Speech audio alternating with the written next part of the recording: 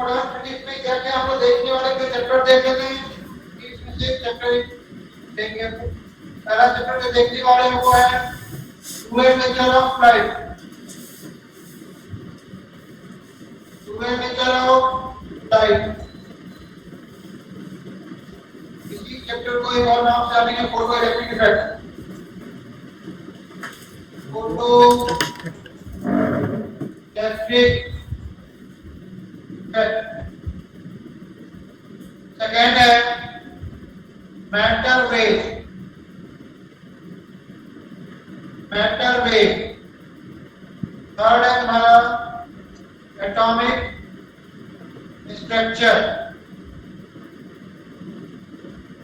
Atomic structure fourth है atomic structure. Fourth देखो nuclear physics. Nuclear physics. Fifth देखो radioactivity. Radioactivity. Next देखो X ray. X ray और last semiconductor. Semiconductor तो semiconductor के advance syllabus में नहीं है, बाकी सब हमारे जेईई मेन और एडवांस सिलेबस में है। तो देखो क्वेश्चन भी फिक्स है कि फोटो इलेक्ट्रिक इफेक्ट और मैटर वेव से क्वेश्चन कंफर्म आते ही आते हैं। एक क्वेश्चन यहां से आएगा एटॉमिक स्ट्रक्चर और एक्सरे मिला के, या ये दोनों मिला के एक क्वेश्चन यहां पे आएगा एटॉमिक स्ट्रक्चर और एक्सरे मान लो ऐसे यहां पे एक क्वेश्चन, यानी तीन क्वेश्चन तो कंफर्म है। तीन से ज्यादा भी कई बार आया एग्जाम में, मिनिमम तीन तो आना ही है। तीन क्वेश्चन मतलब 12 मार्क्स, बहुत अच्छा वेटेज 10% तो कम से कम मार्क्स। और आसान भी है, सस्ता और जुगाड़ू टिकाऊ बोलते हैं ना, वही चैप्टर है ये। बस थोड़ा बहुत कैलकुलेशन पे मेहनत करना है। ये 12 मार्क्स एग्जाम में कहीं नहीं जाने वाला, ठीक है? Yes sir. Yes sir. Yes sir. सबसे पहले तो आसान सा चैप्टर है, सबसे सब आसान। इसमें सब लोग एक ही करेंगे, मैं एक ही करूंगा, बाकी भी उनको कराएंगे तो कराएंगे। मैं एक कराऊंगा तो करते चलो लाइक, ठीक है? सबके सब इजी टॉपिक है, कोई इसमें क्रांतिकारी चैप्टर एक भी नहीं है। सब बस एक बार क्लास में सुन लेना है, कैसे क्वेश्चन बनता है समझ लेना है, फिर उससे खेल देना, बस खेलते रहना है। सब चैप्टर वैसे ही, इसलिए बोल रहा हूँ कि फिजिक्स का सबसे स्कोरिंग चैप्टर है। यहाँ से क्वेश्चन गलत नहीं होता है। अगर मान लो थोड़ा सा एक भी क्वेश्चन गलत नहीं, बस ये है कि थोड़ा सा कैलकुलेशन होगा, इतना तो मेरी मतलब कैलकुलेशन है इस चैप्टर। तो स्टार्ट करते हैं हम लोग। चलो तो ये भी देखो, ये ऐसे बुक में कहीं मॉडर्न फिजिक्स नाम लिखा हुआ नहीं रहेगा, कहीं भी फिजिक्स के बुक में मॉडर्न के नाम से ऐसा नहीं लिखा गया मॉडर्न फिजिक्स है। लेकिन मॉडर्न फिजिक्स इसलिए बोलते हैं कि जब से इलेक्ट्रॉन का डिस्कवर हुआ, तब कब हुआ इलेक्ट्रॉन का डिस्कवर, याद है किसी को? 18th सेंचुरी में कभी हुआ होगा, जहां तक मुझे याद है, डेफिनेटली मुझे भी याद है। तो जब से इलेक्ट्रॉन का डिस्कवर हुआ उसके बाद से जो फिजिक्स आया वो सब तो यही था, तो उसको हम लोग मॉडर्न फिजिक्स के नाम से जानते हैं, मोटा मोटा। तो पहला chapter dual nature of light. Dual nature of light,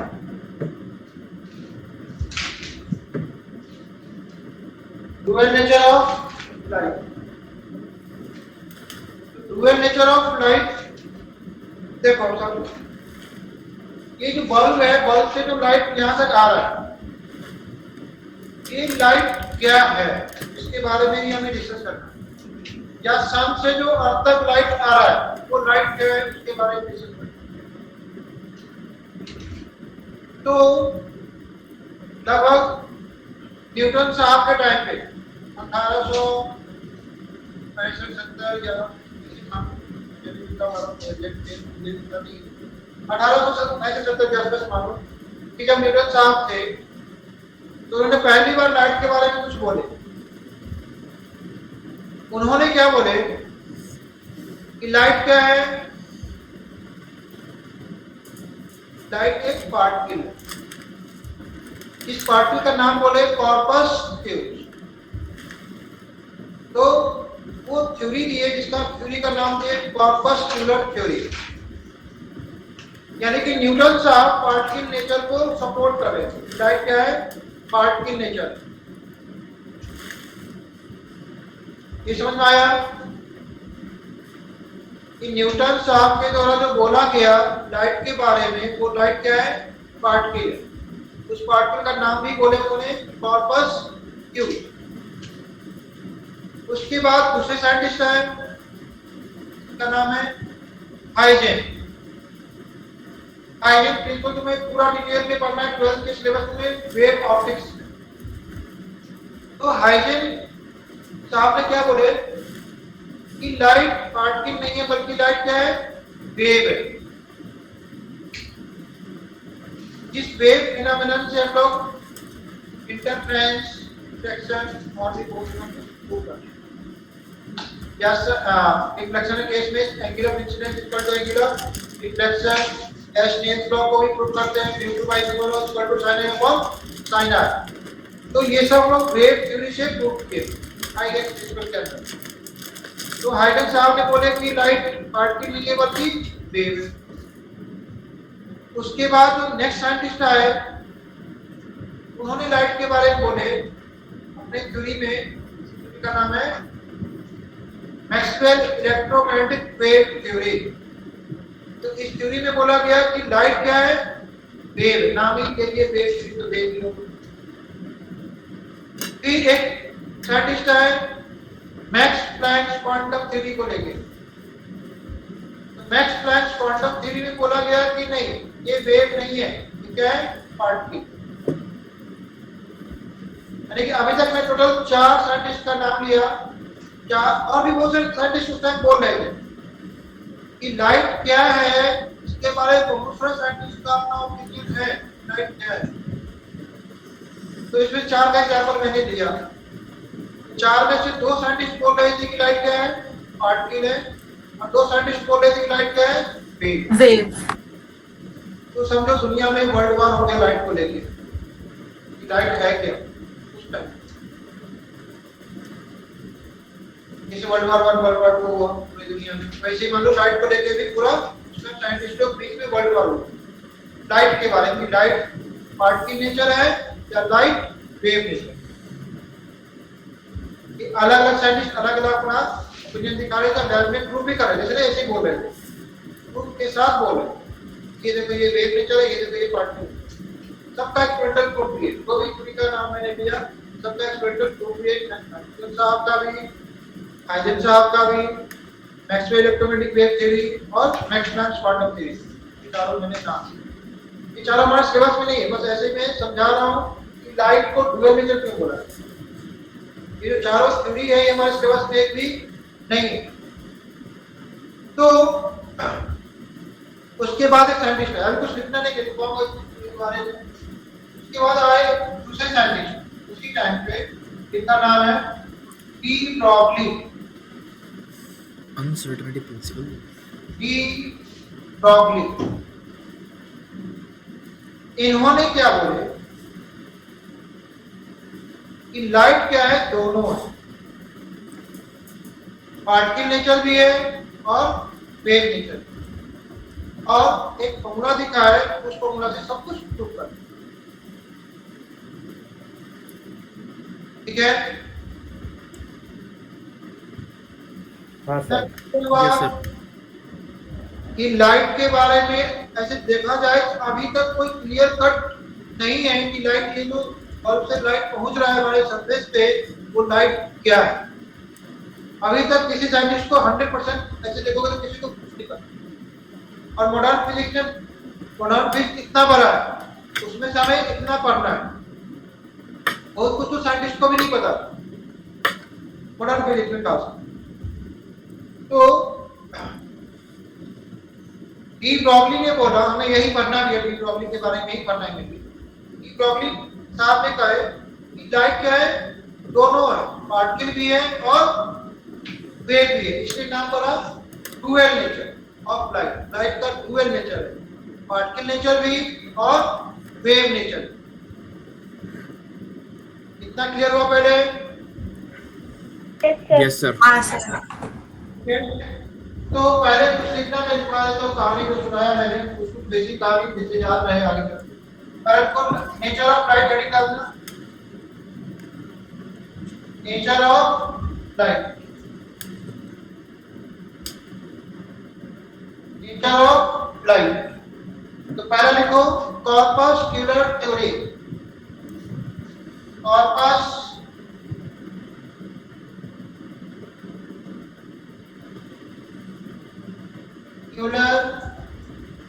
theory, कॉर्पस्क्यूलर theory. तो लिखना अकॉर्डिंग टू न्यूटन, एक लाइन पर हमें क्या इंग्लिश हमारे सिलेबस में नहीं है, बस एक लाइन पर कोई क्या है, कौन सा साइंटिस्ट क्या बोले, बस वही हमें जानना है। According to Newton, according to Newton, according to Newton's light is a particle nature. Light is particle nature.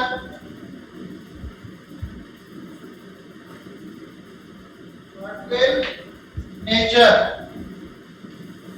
और पार्टिकल का नाम बोले जाते हैं कॉर्पस क्यूल्स, नाम पे ही कॉर्पस्क्यूलर थ्योरी नाम भी है। देखो इस particle is called corpuscle, each particle known as corpuscle,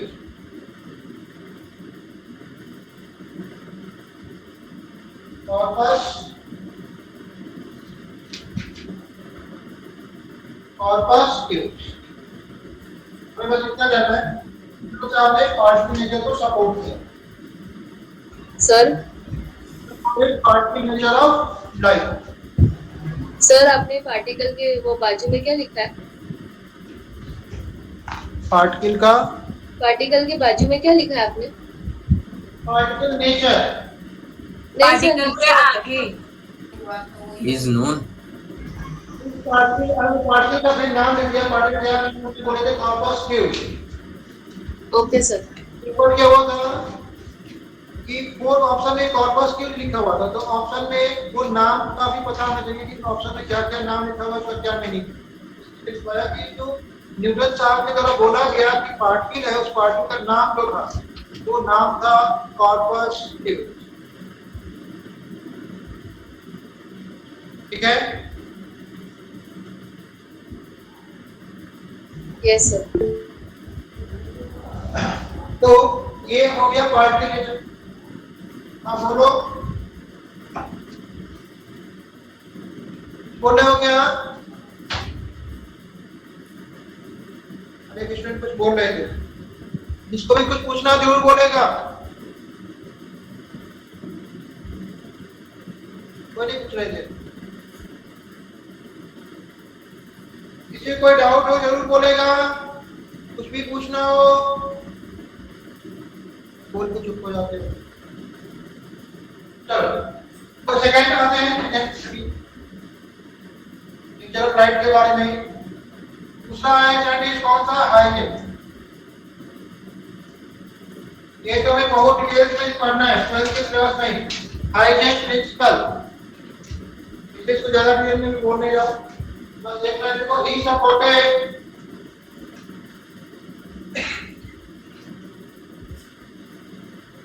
he supported wave nature of flight को उन्होंने सपोर्ट किए थे। और दूसरा कॉर्पस का एज उतना टाइम हमें सर इसमें आगे उसके आगे क्या लिखा है सर? कॉर्पस के आगे यहाँ पे कॉर्पस क्यूस हाँ वही पूछ रहा था। कॉर्पस क्यूस नेक्स्ट देखो Huygens he supported wave nature of flight. तो यहीं पे क्या हुआ, न्यूटन साहब बोले पार्टिकल नेचर और हाइजेंस साहब बोले वेव नेचर। नेक्स्ट को नोट कर लिया था, नोट किया? Yes sir. नोटेड। अब देखो Maxwell electromagnetic wave theory, Maxwell electromagnetic wave theory, ये भी हमारे 12th क्लास में है। Maxwell electromagnetic wave theory. अब यहाँ पे नाम से ही लग रहा हो कि वेव है, तो ये क्या किया होगा, वेव नेचर को ही सपोर्ट किया होगा। नाम में ही वेव थ्योरी है तो क्या किया होगा, लाइट को वेव नेचर से एक्सपेक्ट किया होगा। तो ही also supported wave nature of light, he also supported wave nature of light, wave nature of light.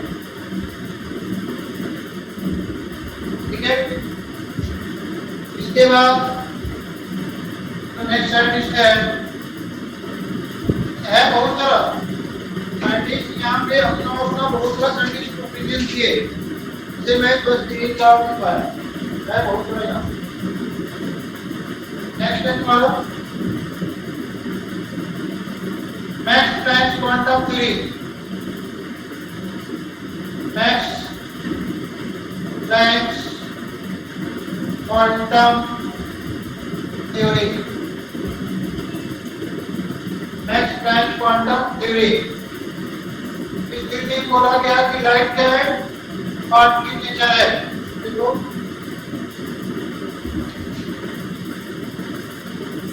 Supported particle nature of light,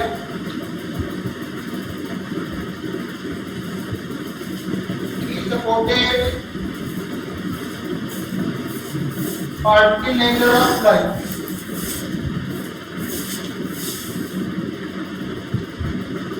particle nature of,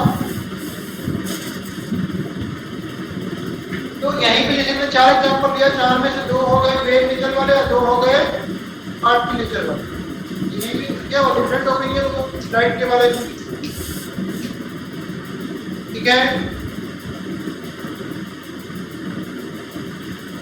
हाँ sir. Yes sir. Yes sir. तो ये सब लड़ाई हो ही रहा था, लाइट के बारे में, लाइट क्या है, पार्टिकल है, वेव है, बहुत सारा लड़ाई हुआ दुनिया भर। तो उसी में से एक निकल के आए कौन सा साइंटिस्ट, नोट कर लिया था, मैं नोट किया? Yes sir. अब देखो इसके बाद हेडिंग का नाम डी ब्रॉगली, यही मेन हमारे सिलेबस में है, डी ब्रॉगली। इसके बारे में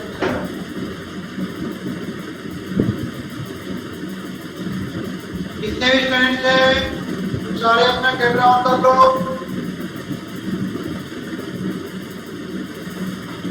जितने भी स्टूडेंट प्रेजेंट हो सारे अपना कैमरा ऑन करेगा।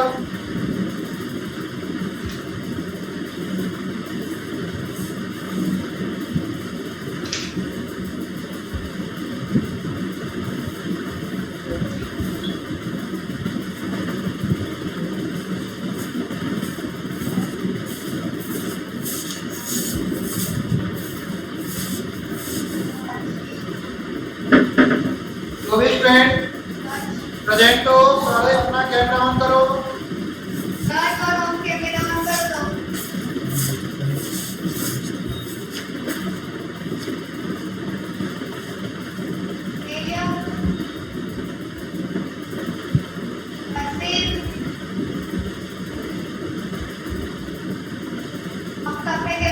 होना चाहिए।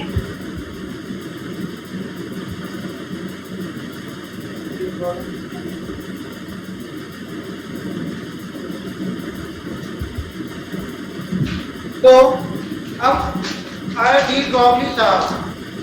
तो डी ग्रॉवली साहब ने क्या बोले, साइड क्या है, दोनों है, पूरे मिलकर को यूनिट सपोर्ट। और उसके लिए फॉर्मूला बताया, तो मैं एक फॉर्मूला बताऊंगा आपको क्या फॉर्मूला है। तो लिख लो पहले क्या बोले। तो ई stated that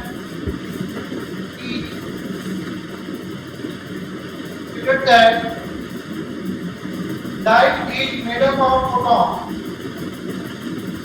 Light is made up of photon. Light जो है वो photon से बना हुआ। Light is made up of photon and momentum of each photon and momentum of photon is equals to h upon lambda. Momentum of photon equals to h upon lambda and its energy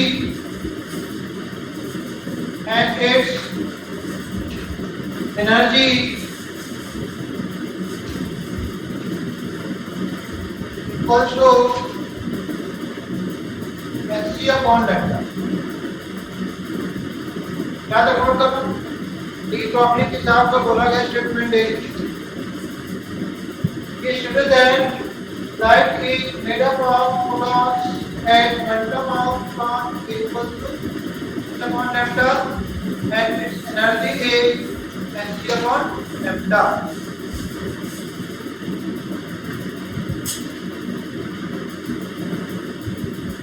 note कर लिया? हाँ sir. कोई point याद आया? समझ में आया? Broglie ने क्या बोले? ब्रॉगली पहला स्टेटमेंट यही बोले कि लाइट जो कहीं से आ रहा है, मान लो एक लाइट आया, ये लाइट जो आया वो क्या है, किससे बना हुआ है, फोटोन से बना हुआ है। लेकिन समझेंगे, ऐसे समझेंगे कि लाइट जो सन से या कहीं से लाइट आ रहा है वो एक पैकेट में भर के लाइट पहुंच रहा है। एक पैकेट का नाम बोले फोटोन। हम उस एक पैकेट का मोमेंटम कितना, h upon lambda। एक पैकेट का एनर्जी कितना, hc upon lambda। ना बात हमें बोले अभी तक।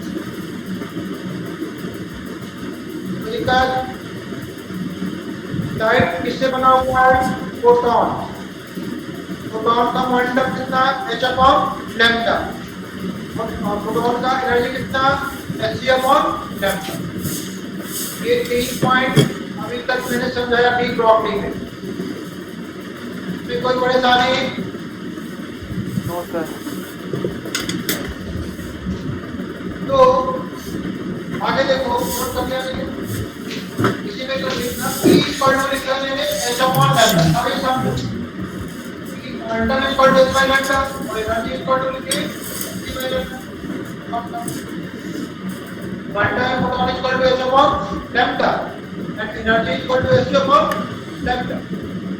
तो यहाँ पे जो कहीं फॉर्मूला ध्यान से देखना है, मोमेंटम जो डिफाइन किए थे याद करो 11 में। मोमेंटम किसके लिए डिफाइन किया गया था, पार्टिकल के लिए, मास इंटू वेलोसिटी, याद है? मोमेंटम जो डिफाइन किए थे हम लोग पार्टिकल के लिए, किसी बॉडी में Yes sir. मास तो होगा ही, बॉडी है तो मास होगा ही। अगर उसमें वेलोसिटी है, क्या होगा, मोमेंटम कितना, मास इंटू वेलोसिटी। तो यहाँ पे जब जो डिफाइन किया गया that has charge with momentum, तो क्या है, पार्टिकल से रिलेटेड क्वांटिटी है। राइट हैंड साइड पे क्या है वन लैम्डा, लैम्डा किसका प्रॉपर्टी है, वेवलेंथ का। तो यहाँ पे पार्टिकल और वेव दोनों क्या किए, कोरिलेट किया गया, इसको हम पार्टिकल और वेव दोनों क्या किया गया, कोरिलेट किया गया। और इसी फॉर्मूला से हम लोग कुछ प्रूव किए। तो दुनिया की मानक में लाइट दोनों है। ये फॉर्मूला लिखना, pointer equal to s by lambda and v equal to h upon lambda. सब कुछ को यहाँ पे कौन किया है, ये है हमारा मोमेंटम, ये मोमेंटम, यहीं से क्वेश्चन आना शुरू हो जाएगा। लैम्डा क्या है, वेवलेंथ, h क्या है, टाइम कांस्टेंट, टाइम कांस्टेंट का वैल्यू क्या करता है 6.634 into 10 to the power minus 34, 6.64 into 10 to the power minus 34। ठीक है, ये क्या है, एनर्जी ऑफ फोटोन, ये तुम्हारा एनर्जी ऑफ फोटोन। तो हम यहाँ पे डेल्टा हो गया, ठीक है, स्पीड ऑफ वेव, और ये वैल्यू भी हम डालते हैं 3 to 10 पावर 8 मीटर पर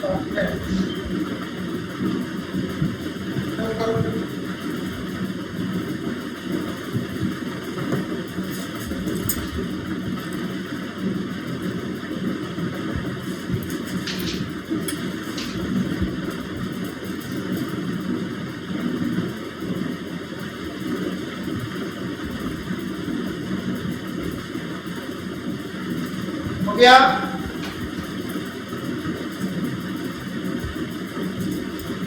तो इसको आगे बता दिया ये formula.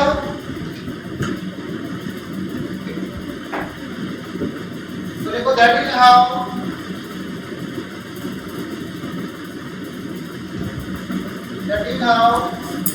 he correlates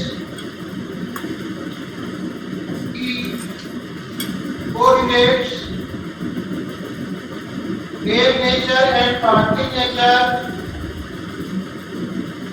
wave nature and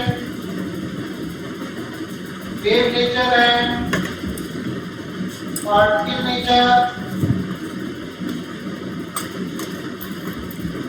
particle nature of light. Hence light that light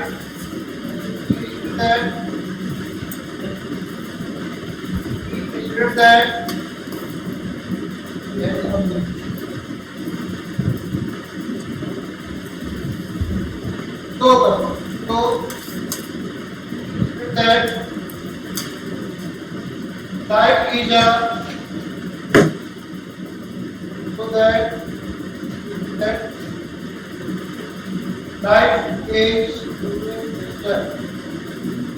Light is a human nature. Light क्या है, पार्टिकल नेचर भी है और वेव नेचर भी है। Human nature of light.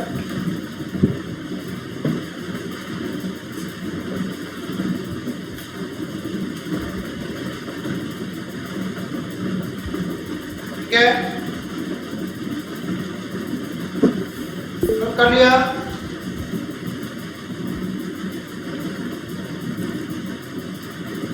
Note किया।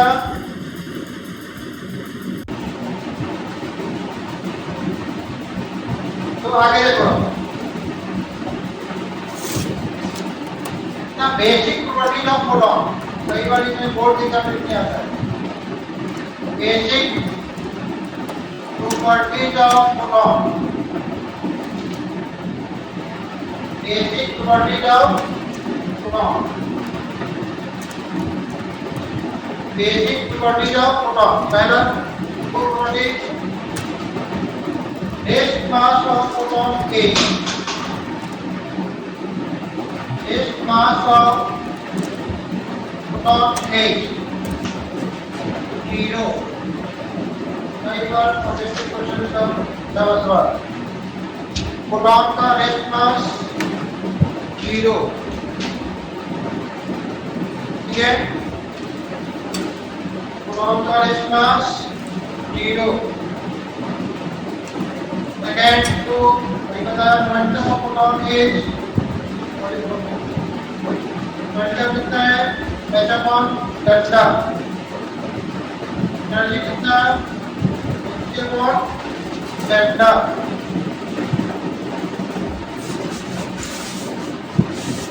Next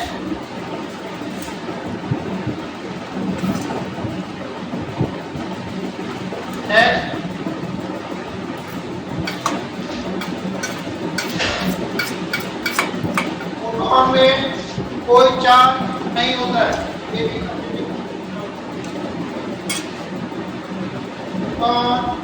charge equal to 0। Proton में कोई चार्ज नहीं होता है।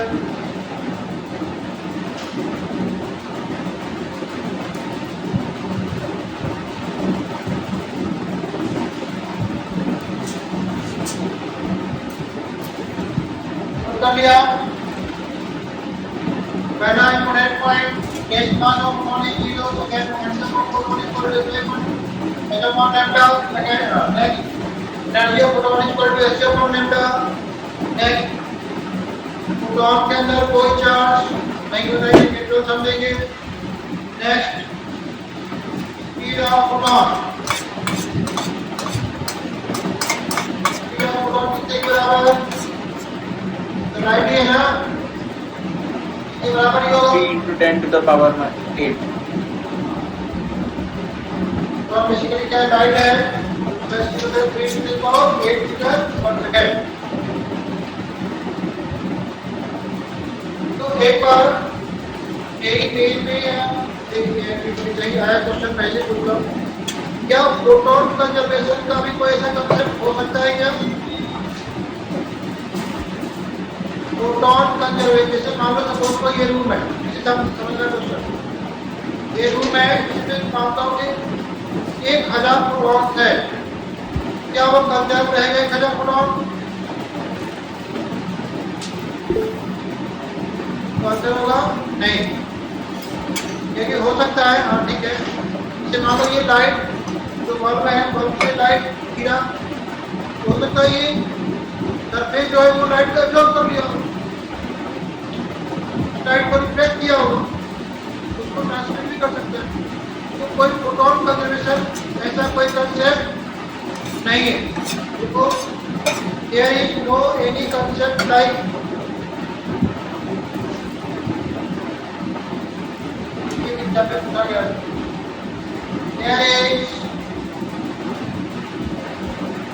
there is no any concept, there is no any concept like photon conservation, photon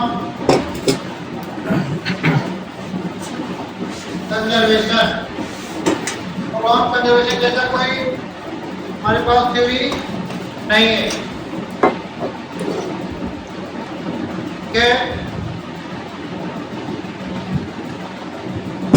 तो इतना हमें बेसिक प्रॉपर्टी ऑफ प्रोटॉन याद रखना है।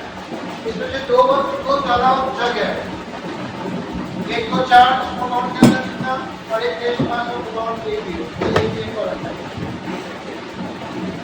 और बाकी तो ये क्वेश्चन में कई बार यूज करेंगे मोमेंटम वगैरह, तो ये ध्यान रखना। अब देखो, अब मुझे ये बताओ कि जो लाइट है, तो लाइट ट्रेवल किया कैसे, वेव की तरफ, तो वेव में होता क्या है,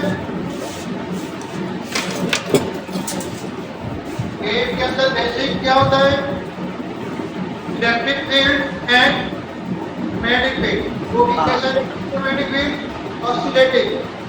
किसी भी रीजन में इलेक्ट्रिक फील्ड अगर ऑसिलेट कर रहा होगा तो वहाँ पे ऑटोमेटिक मैग्नेटिक फील्ड ऑसिलेट करेगा और दोनों के ऑसिलेशन से वेव प्रोपोगेट करेगा, दोनों के इफेक्ट करेगा। क्रॉस फ्रीक्वेंसी इसमें कराया जाएगा इलेक्ट्रोमैग्नेटिक वेव के चक्कर नहीं है, वही फ्रंट वेव नहीं बोल रहा हूँ, ये पूरा कराया ही जाएगा चक्कर ही कोई इलेक्ट्रोमैग्नेटिक वेव वहाँ कराया जाएगा। तो वेव वो ट्रेवल करता है वो ऑसिलेटिंग होता है, किसी वेव के अंदर एनर्जी ऑसिलेट ये एनर्जी ऑसिलेशन क्या है। तो एक कंप्लीट ऑसिलेशन ट्रेवल करने की कितना डिस्टेंस वेवलेंथ है, ये है हमारा वेवलेंथ लैम्डा। अब ये लैम्डा है और जो स्पीड है इसका ना c के बराबर, तो वेवलेंथ स्पीड और इसका फ्रीक्वेंसी इन तीनों क्वांटिटी में रिलेशन है। Wavelength speed and frequency in तीनों में रिलेशन मालूम है। बोलो v इक्वल टू लैम्डा मालूम है? हाँ सर पता है। ये speed of wave frequency of wave हाँ हाँ वाले न्यूज़ से दिखाते हैं, ठीक है। फ्रीक्वेंसी को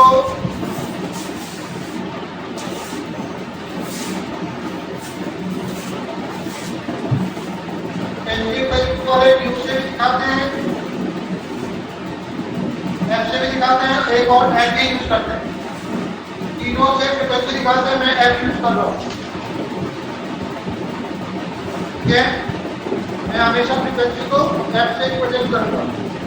वैसे तीनों एक में रह सकता है, अलग अलग करोगे अलग अलग फ्रीक्वेंसी का सिंबल रहेगा। तो यहाँ पे इसमें कितना है c के बराबर, c इक्वल टू क्या हो गया c इक्वल टू आ गया f इनटू लैम्डा। तो अब मैं पूछता हूँ कि energy of photon in terms of frequency, energy of photon in terms of frequency क्या लिखेंगे?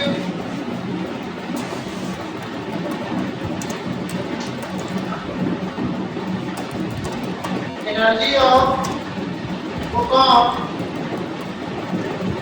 In terms of half m f lambda v square half m f lambda whole square।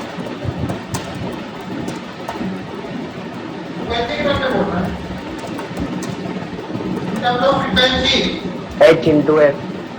Very good, h into f। देखो किस कैसे में ठीक है, अब क्या देखिएगा एनर्जी जो डिफाइन किया था वही प्रॉब्लम है, कितना h अपॉन लैम्डा, और यहाँ से तो c अपॉन लैम्डा कितने के बराबर है, यहाँ से तो निकाल दो c अपॉन लैम्डा कितने के बराबर है, कितने बराबर है, यहाँ c अपॉन लैम्डा कितना कर देंगे ऐसे। तो फ्रीक्वेंसी अगर दिया गया वेव का तो एनर्जी वेव फोटॉन का कितना हो जाएगा h इनटू f। अगर वेवलेंथ दिया गया है तो आप लोग एनर्जी लिखेंगे h अपॉन लैम्डा। फ्रीक्वेंसी के टर्म में फॉर्मूला याद रखना है और वेवलेंथ के टर्म में फॉर्मूला याद रखना है। क्वेश्चन में कई बार वेवलेंथ दे देगा, कई बार फ्रीक्वेंसी दे देगा, ठीक है। हाँ सर। अब देखो हम लोग रेडीमेड फॉर्मूला तैयार करते हैं एनर्जी निकालने के लिए, बार बार हमें को मल्टीप्लाई करना ना पड़े, और जो भी फॉर्मूला ड्राइव करेंगे वो हमारे क्वेश्चन बनाने के लिए काफी हेल्प करेगा। ये क्वेश्चन करेंगे भी अभी जो टाइम बचेगा। तो energy of photon, energy of photon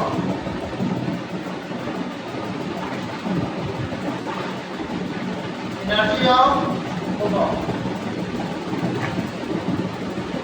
तो एनर्जी है तो एनर्जी कैसा है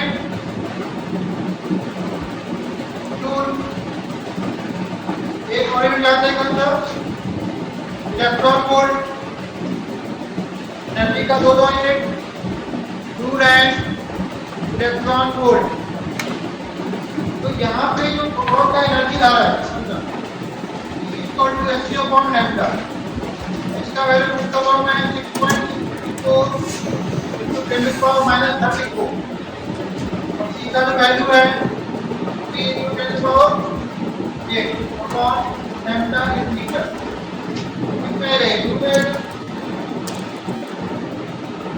ये जो एनर्जी का वैल्यू आ रहा है ये ज्यादा वैल्यू आ रहा है या बहुत कम वैल्यू आ रहा है? यहाँ पे पावर माइनस 34 है, यहाँ पावर क्या है 8 में बहुत कम। बहुत कम एनर्जी का वैल्यू एक छोटा यूनिट लिया। हाँ ठीक है, तो हम लोग क्या किए यूनिट भी छोटा तैयार कर लिए, बार बार इतना कम वैल्यू बोलना हमारे ठीक नहीं करता है। तो एक यूनिट भी छोटा तैयार किए जिसको बोलते हैं इलेक्ट्रॉन वोल्ट। ठीक है, तो इलेक्ट्रॉन वोल्ट पहले क्या होता है इसी इलेक्ट्रॉन को 1 वोल्ट के पोटेंशियल डिफरेंस से स्प्लिट करो। इसी इलेक्ट्रॉन को 1 वोल्ट के पोटेंशियल डिफरेंस से स्प्लिट करो तो वो एनर्जी गेन करेगा। वही एनर्जी क्या होगा इलेक्ट्रॉन वोल्ट। यानी कि यहाँ पे मान लो 0 पोटेंशियल लेवल है और ये 1 पोटेंशियल वोल्ट, यहाँ पे इलेक्ट्रॉन क्या होगा ये कैंसिल करेंगे। यहाँ पे एनर्जी कितना हो जाएगा 4 into potential energy equal to 0 to V मालूम है 4 कितना है 1 इलेक्ट्रॉन के बराबर। तो 1.6 into 10 power minus 19 into 1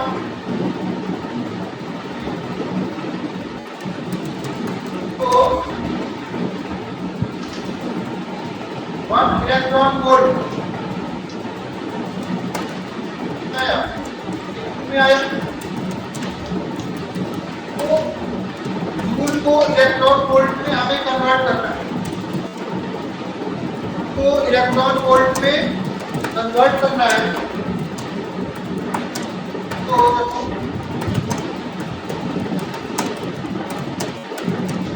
यहाँ पे जूल में हमें हमारे पास है तो अब इलेक्ट्रॉन वोल्ट में कन्वर्ट करें 6.64 into 10 to the power minus 34 into 3 into 10 to the power 8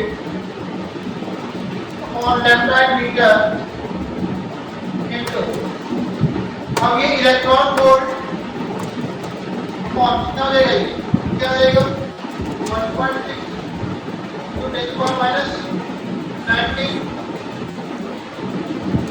तो इसको सिंप्लीफाई कर लो, ये बोलना कितना अंदर आ रहा है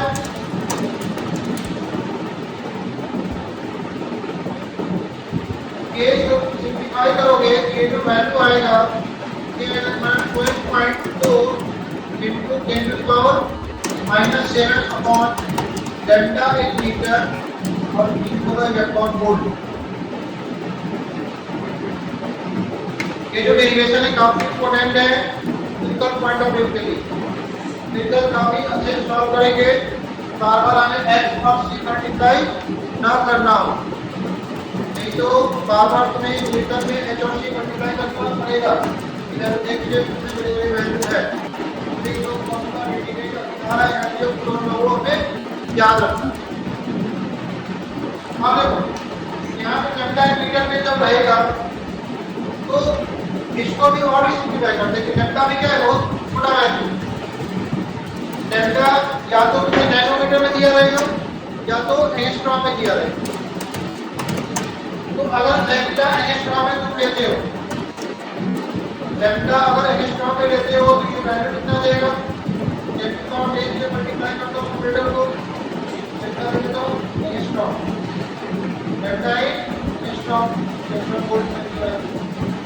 इसको जब सिंप्लीफाई करेंगे ये जो वैल्यू आएगा ये आएगा तुम्हें 12,400 ये तुम्हें याद रखना है formula, very very important formula.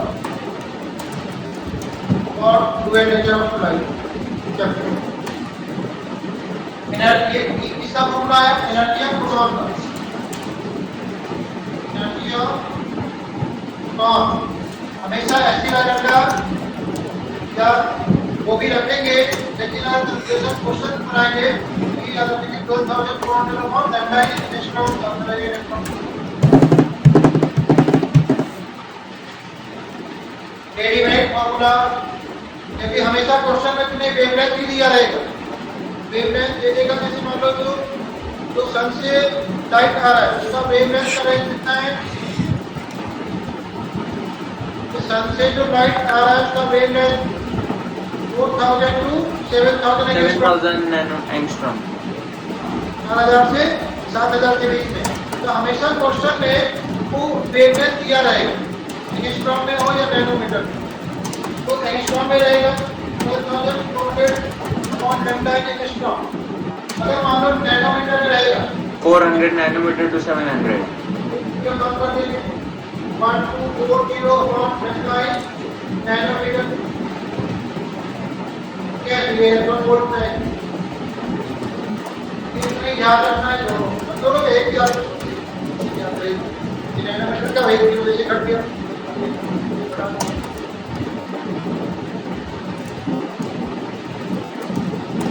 ठीक है, हाँ सर। समझ में आया पूरा?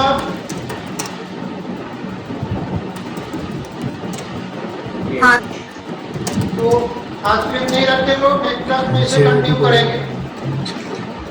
तो जो मैं आज फॉर्मूला डिराइव किया ये फॉर्मूला नेक्स्ट क्लास में यूज करना सीखेंगे।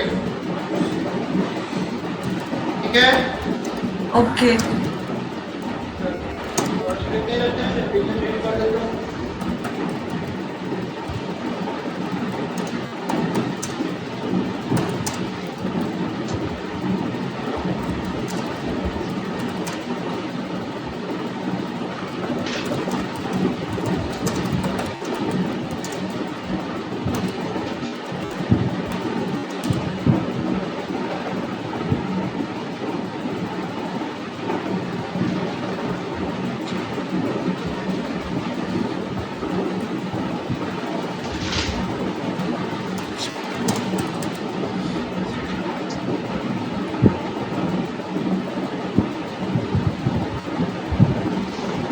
चल आज लिखते हैं, बाय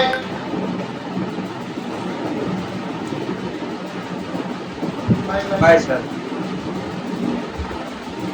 बाय सर।